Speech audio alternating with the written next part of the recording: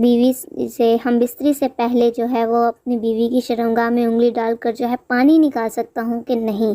Hello दोस्तों, कैसे हैं आप सब लोग। उम्मीद करती हूँ आप सब लोग खैर आफियत से होंगे। सबसे पहले तो आपको अपने चैनल पर मैं खुशामदीद करती हूँ। अगर आपने अभी तक जो है वो चैनल को सब्सक्राइब नहीं किया तो जल्दी से सब्सक्राइब करें और बेल आइकन को भी प्रेस कर लें ताकि आने वाली तमाम वीडियोस की नोटिफिकेशन आप तक पहुंच सके और आप कोई भी वीडियो मिस न कर सके। तो चलिए आज की वीडियो को शुरू करते हैं। आज की वीडियो में मैं आपको बताऊंगी कि क्या ऐसा करना जायज़ है या नहीं।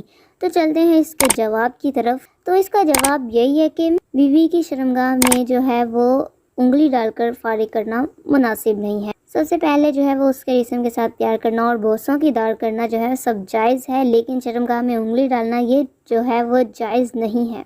कोशिश करें कि इस काम से जो है वो बचें। अगर उंगली डालकर उसको गर्म करना मकसद है तो आप इसके पस्तान चूसें, जो है उसके जिस्म पर प्यार करें। इससे भी औरत जो है वो बहुत जल्द गर्म हो जाती है और ये सब करने की बात अगर दखल कर दिया जाए तो औरत फारिग भी बहुत जल्द हो जाती है।